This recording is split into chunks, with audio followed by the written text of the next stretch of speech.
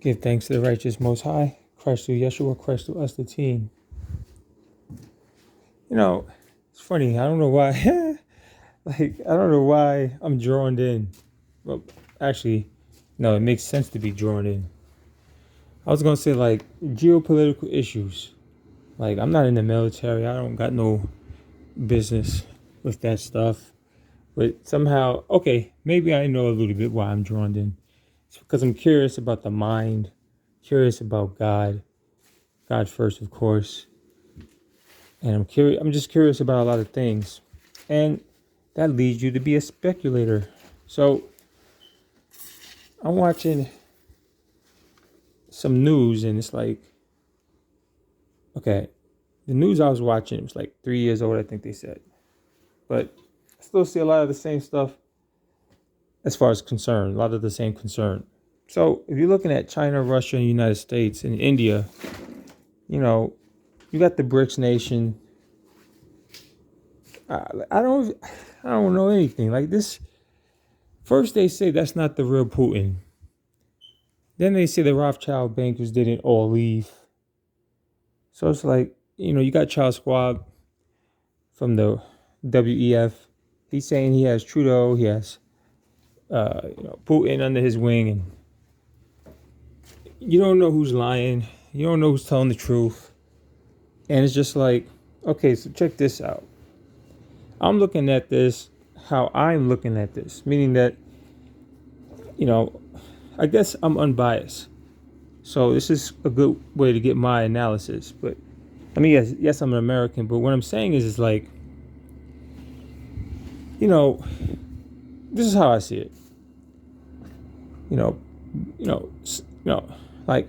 Some of these people, they definitely seem like they want to fight back, right? So it's I don't know how real this is because there's so much propaganda. You don't know which way it's coming from and how real is the propaganda. But it's let me just state what I saw.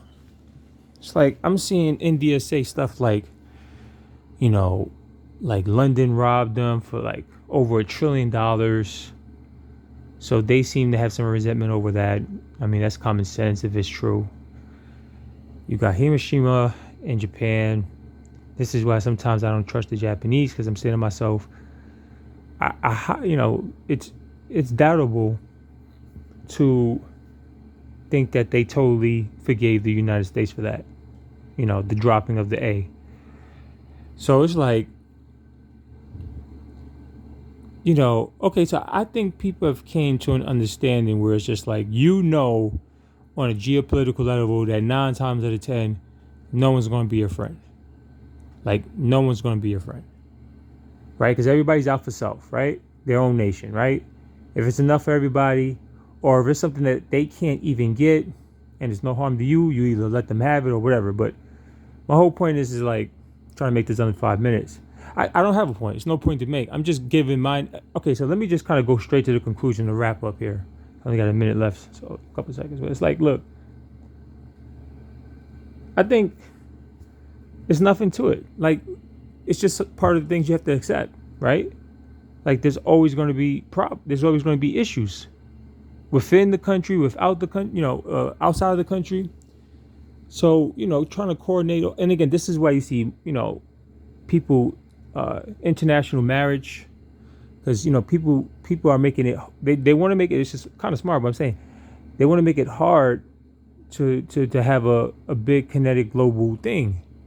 So you see stuff Zuckerberg has a Asian wife and stuff like that. But it's okay, so the Rothschilds, they invested in China, and it's just I mean, everything is common sense. I kind of waste my time with this because it's of course, there's going to be tons of anything else, right? It's going to be a lot of volatility, a lot of, just a lot of people wanting to just do what they want to do. So it's and I think we all know that. Okay, so I got 10 seconds. Let me try to wrap it up. Okay, this has nothing to do with, me. Yes, if something crazy happens, it's going to affect us all. But I'm just saying, we just have to kind of find a better way to be independent so we don't have to do these things.